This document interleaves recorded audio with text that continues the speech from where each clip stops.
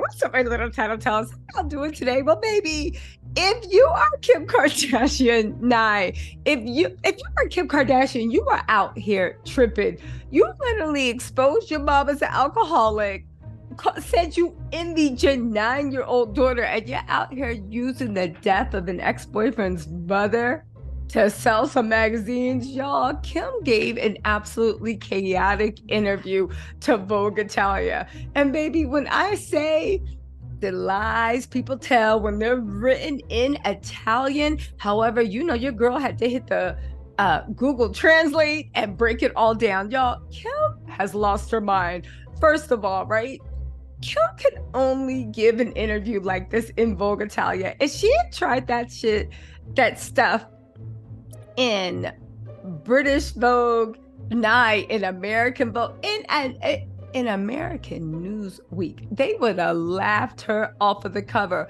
Girl, you don't have to lie to kick it, but we saw your life documented even before you knew to document it, even before you knew to make that, before your mama helped you make that tape. That was the best. Kim, we all know your life. Y'all, let's get into this chaotic interview because I have to laugh. Kim is trying to do what every rich person in America does when they're trying to make that jump to generational wealth, right?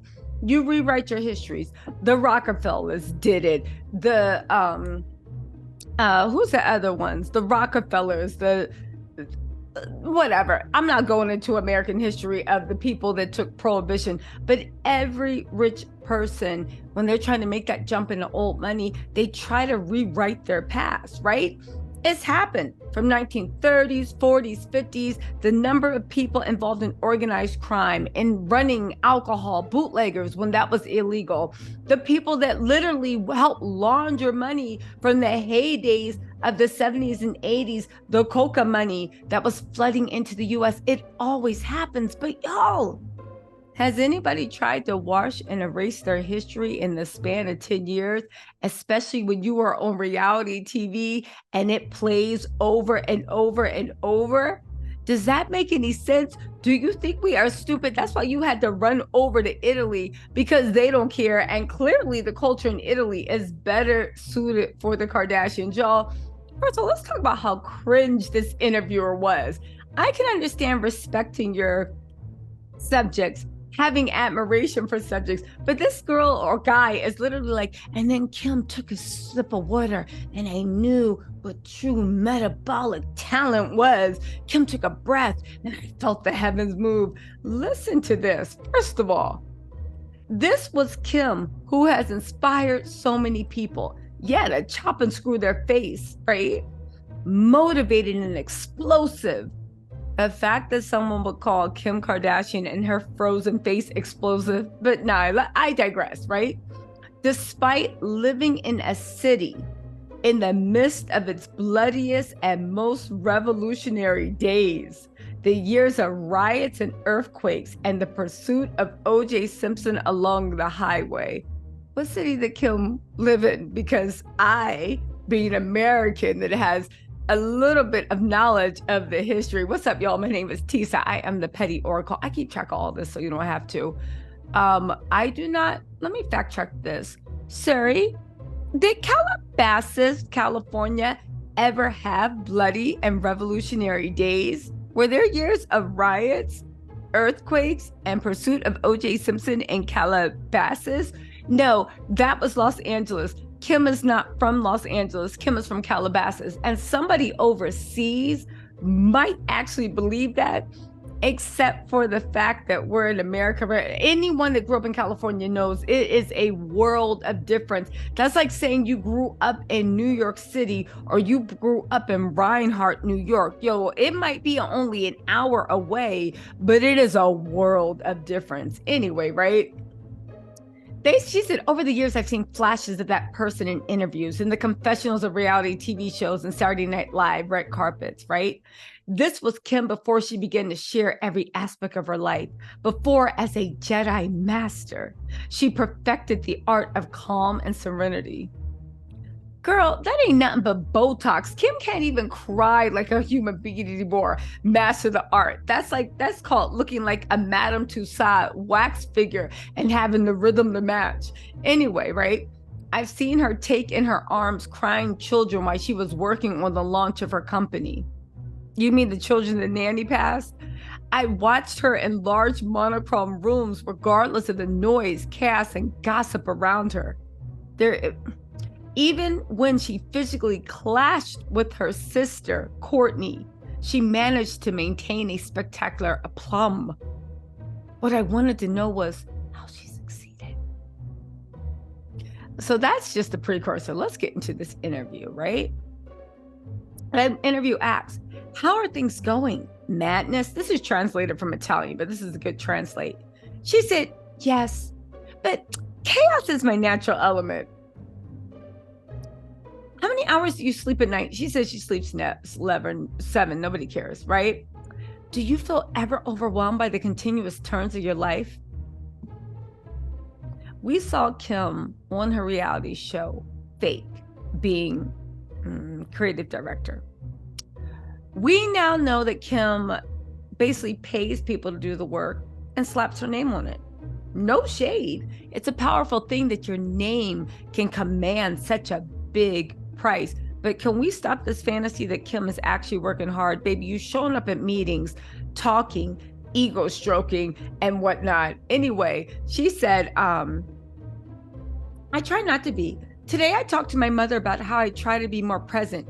She constantly sends me videos of landscapes. We're on the road. Her most frequent phrase is, put your phone down and look out the window. Even when we're in different cars, she calls me and yells, are you on the phone? Throw it away. Okay, so anyway, the interviewer says, initially, I thought there was mythology around the fact that you can do everything. But now I understand that it's all true.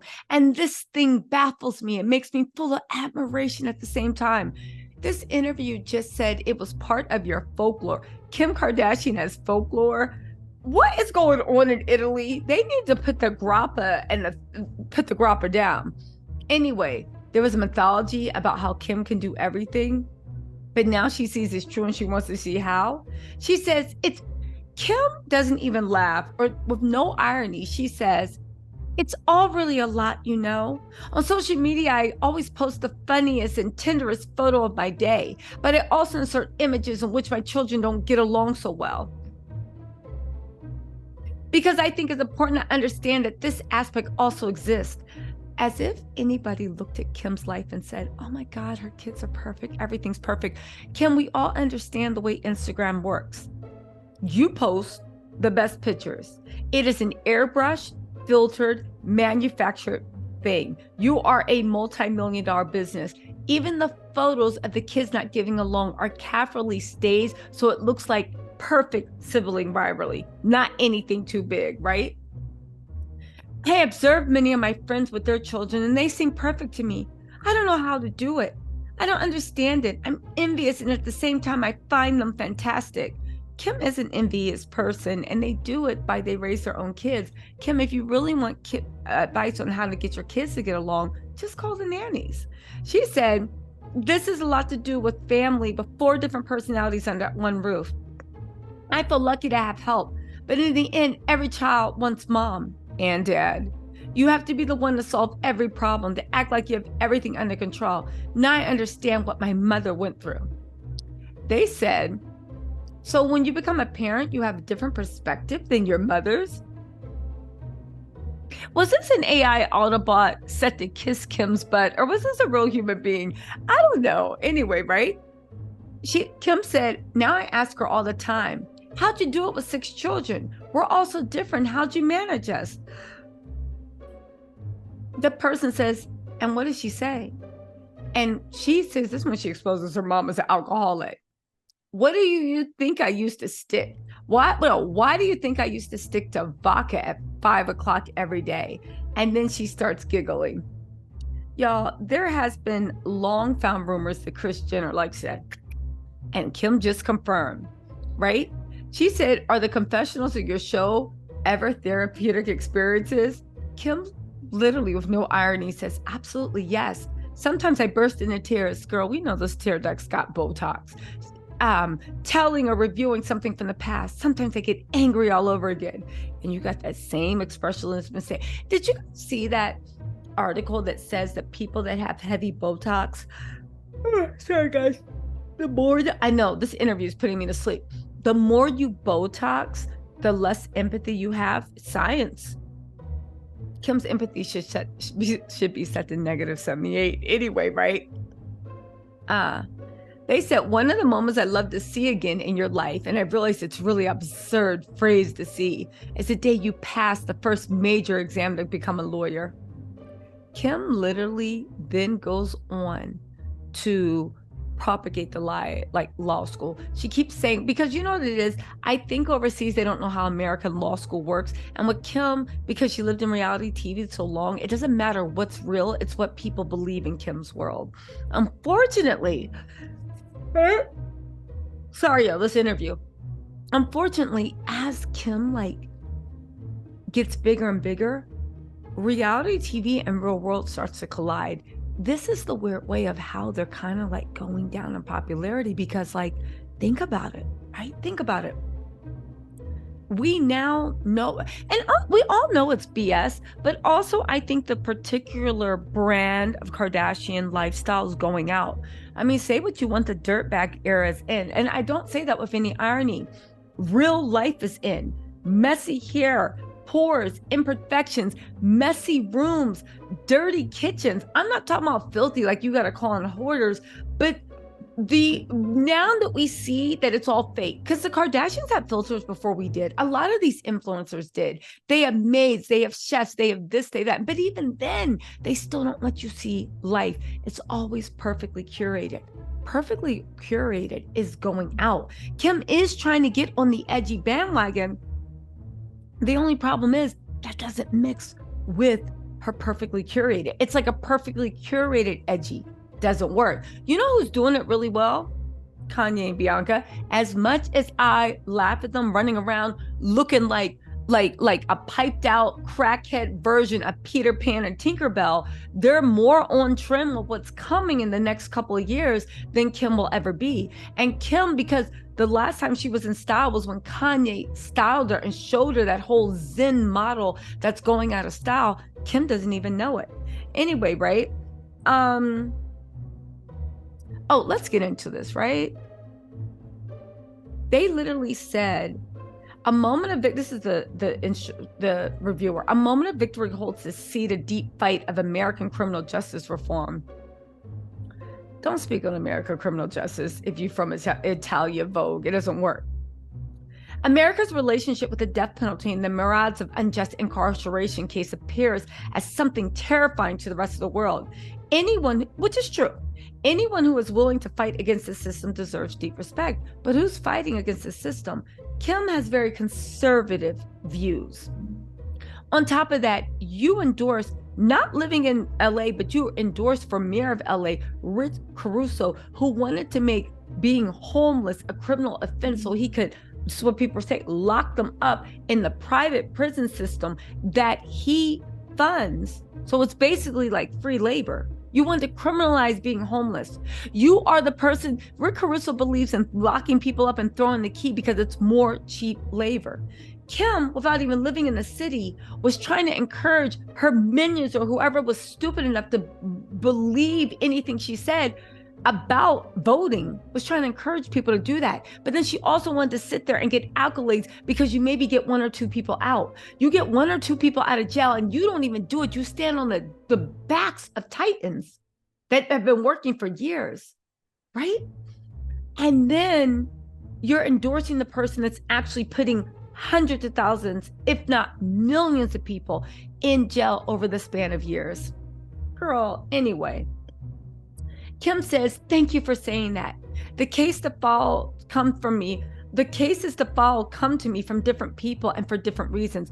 They come from the actual civil rights activists, the actual lawyers that dedicate their lives with low pay, with no accolades, to doing the research, writing the motions. As much as Kim wants to make it seem like she just shows up and plays like lawyer Barbie and be like, oh, this is what it literally is.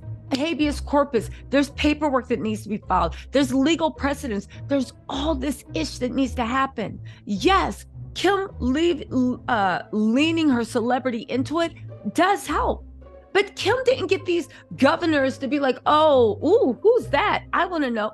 No, the cases were already on their desk, and Kim's celebrity is the final key that goes in. Does it help? Yes. Is it a necessity? No. That goes in for the lawyers to be like, the governors to be like, oh, I already have this case on my desk.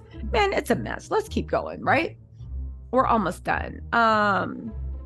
She says, but Kim can't get anybody credit. Instead of just saying like, no, there are lawyers that dedicate their whole life, that write the motions, that do this, the petitions, blah, blah, blah, blah, blah, use their networks. She says the cases come to me from different people and for different reasons. Many come to me through letters or from other people. But when I deal with something, I always want to take the time to get to know the person I want to help. Kim is disgusting that you can't ever even give the people that actually did the work a big up. She said, sometimes if it's not an emergency case, I happen to visit a prison. But if there's a threat of execution, there's no time. Action must be taken. Since Kim has decided that she's not going to get a lawyer because the word on the street is she passed the bar, fouled the bar one time or maybe, I don't know, right? I'll look into that before I actually speak on that. But it's like, really, Kim? Now you visiting all these prisons? God, she's such a liar. Anyway, right? Oh, this is it. So anyway, she literally said that what made her want to be a lawyer. Now, she's told us a million times it was her father saying she was too vain, this and that. Why do I think Kim wanted to be a lawyer?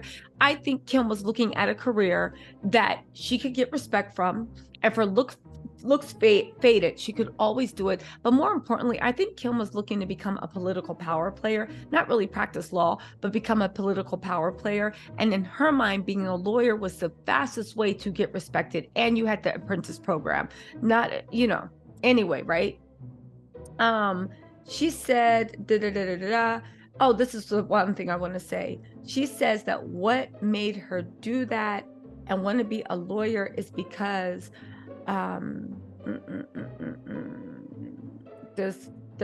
she said that my boyfriend's mother, Dee Dee Jackson, granddaughter of Michael and Janet Jackson, to whom I was very close, was murdered in 1994.